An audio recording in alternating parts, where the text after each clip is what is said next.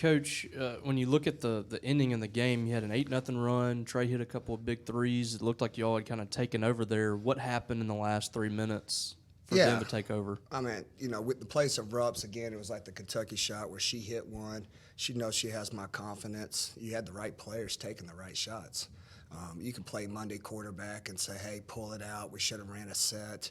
They were clogging the paint and making it ugly. So we thought transition would be our best way to get easy shots and rhythm shots. And it just didn't go in. I thought Rich's layup in transition was the same one she made at Tennessee, that if she makes that, it's a different game. But with that being said, it had nothing to do with offense. Defense was god-awful. We challenged them starting the first 5 minutes of the timeout. We made rotations. We were searching. The whole halftime speech was about defense. And this team knows this. You can't give up 88 points. And it's not like we sat there and played one defense. We went under ball screens. We switched ball screens. We went second to plug. We fronted the post. I mean, we scrambled. We were trying to double. I mean, you name it, we did it. Bottom line is it just wasn't good enough. They did a great job of attacking, and I think they're getting to the line in the fourth quarter was the ballgame. Kind of going off that, what do you think, kind of coach speak, whatever, what do you think Missouri did to kind of give you guys so much trouble on defense? Well, obviously they're coming off a bye week, well rested, right? They didn't play nobody. This is what we talked about at Tennessee. There was again, you got to give a lot of credit to them. It's not like we're sitting here and we're going to say, oh, we didn't have respect for them. We watched film of how they jumped Texas. We've seen this behavior out of them. Also, they're getting a win before us. They've got a little energy and juice about them, and they just took advantage of the moment. They've got multiple players that play within their system. They screen you, and then if your stance is not right, they attack you. But we just kept fouling, and again, we didn't make the right adjustments. With all that being said, you had a chance.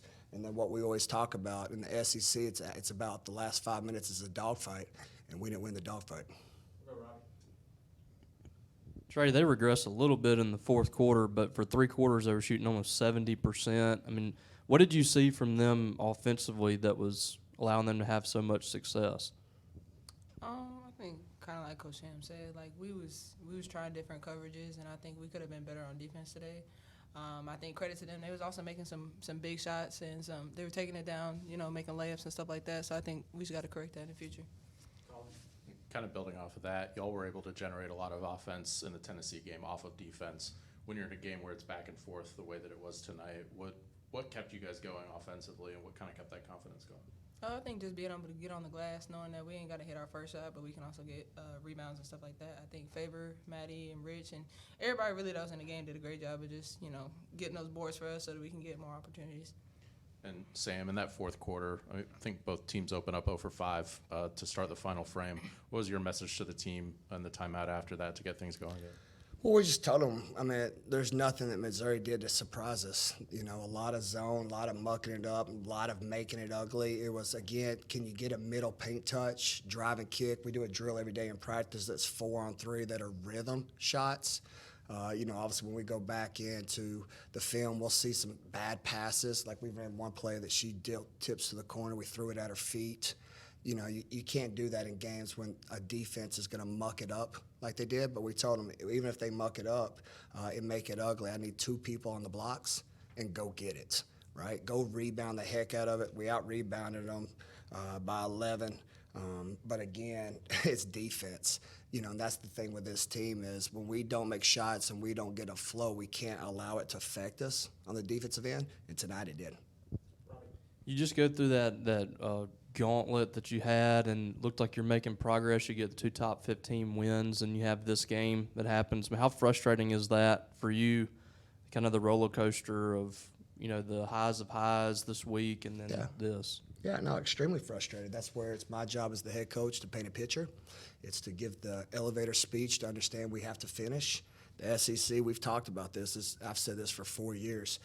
I know you all have a job and responsibility to talk about ranked teams and not ranked teams. The teams who are not ranked are still winning programs. What was the end of the Arkansas-Kentucky game today?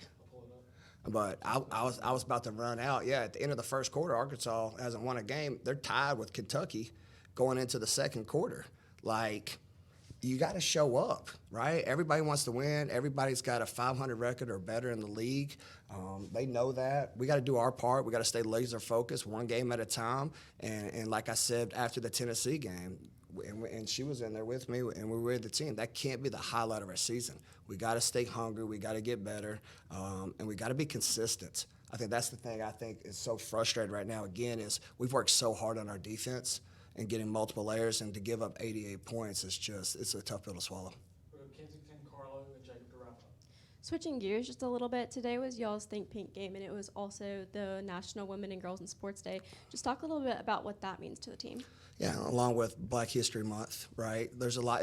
We talked about it before shoot around. Just a lot of emotions, right? A great time, again, just for fight, right? And that's what I told them is in a day that you're honoring so many great stories from multiple people, and again, I can't thank the crowd enough. I thought we almost had an entire sold-out bottom bowl. They were electric, and I told them the biggest way that we can show love for them is to fight. And again, I thought my kids fought. I thought they played hard, but we just didn't play smart on the defensive end. So that's the tough pill to swallow. But again, to your point, I appreciate marketing, administration, and all the people that made today a special day. So thank you from the bottom of my heart. Wrap up with Carlo. Coach, Carissa Richardson has really come onto the scene as of late, maybe just in our eyes. Maybe you've seen her the whole time. But, to watch her develop and improve each game, even throughout SEC play, how big is that for your team? And, how much, I don't want to say happiness, but how much pride does it give you that, you've developed this team from the start of SEC play to now? Yeah, just a testimony, just like this one right here. Those seniors, man, they're in the gym. Our kids are working. Again, I still love this team. Am I upset for how we played on the defensive end? You better believe it. But the work that they're putting behind the scene, you couldn't ask for a better for more from a coach. And there's no doubt why she's having success because, again, she's 30, 40 minutes before practice. She's 40 minutes after practice getting up shots just like this one.